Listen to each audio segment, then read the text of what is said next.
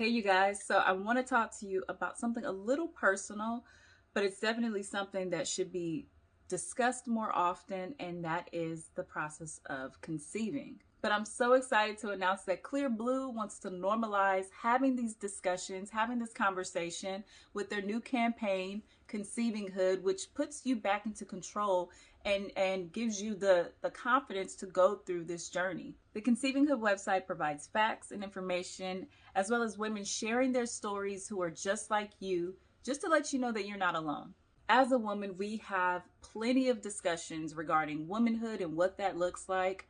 We discuss motherhood and we elaborate a lot about that. But then there's this area in between that we tend to kind of either shy away from, or there's not really a lot of information or discussion in regards to it. And I'm talking about conceiving hood. It's that delicate subject that we tend to shy away from, and no one really talks about it, but plenty of us have experiences and journeys regarding it. I want to tell you guys a little bit about my experience with conceiving hood. In all honesty, you kind of take that process for granted, right? You think automatically that you're going to conceive, like it's just going to happen, and you really don't think too much about it until you end up not being able to conceive. It's one of the most difficult things that a woman can go through. You can be left feeling like, is there something wrong with me? Like, why isn't my body working? To be honest, I never gave it a thought.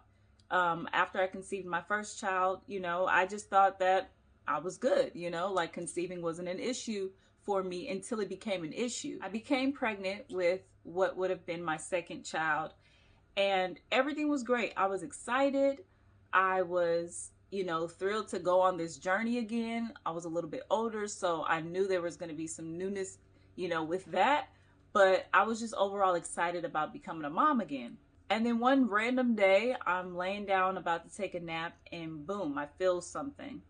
And I run into the restroom and I'm bleeding. And automatically, I go to the worst thought, like, no, I don't want to lose my baby. I ended up having a miscarriage, and it was one of the hardest things and one of the most unexpected things, because I just didn't believe that I would ever experience it. Not because I felt like I was better than anyone.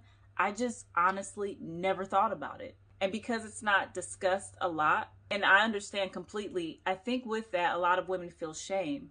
They feel, like I said, you feel like something's wrong with you. You feel like some freak of nature that you as a woman cannot produce this child. You feel like you failed a lot of people. You feel like you failed your family. And that's one of the things that I felt. I felt like I failed my family, a failure in general. I felt like something was wrong with me, and I felt like I was alone. Not having people to really talk to about that can be it can be hard to heal. It can be a very difficult process. And even with that happening, with that comes so many emotions, and it can be hard to get through something like that, because all you want is to be a mom. All you want is to experience that joy of having a baby, and that process just going how it was designed to go. But some of us, unfortunately, we experience loss at many different stages of pregnancy, and no, regardless of the stage you are in when you experience loss, it's so difficult and it's really hard to go through. I'm one of the millions. I welcome you guys back on here. If you're new, consider subscribing, liking, and also share this video. Now, have you guys seen the story of Jessica Pettyway, who actually passed on just yesterday, having received misdiagnosis from the hospitals, Her story is really very sad, and I wanted to give my quick thoughts about it. Her story goes by, in around 2020, in around 2021, she went to the hospital. She had an intense flow of blood from her privates. The women know this. And then she went to the hospital. The doctors told her, you have fibroids, it's treatable. And then she went on to some medication, but the thing just kept on worsening and worsening. And then later on, when she was, they did more tests on her, they realized that she had stage 3 Cancers, you know that. So it was really very sad, and then she started sharing her journey. But for me, my take on all this, the doctors at the hospital should be sued, or they should come out and apologize, because this was something very small that could be, that could be handled.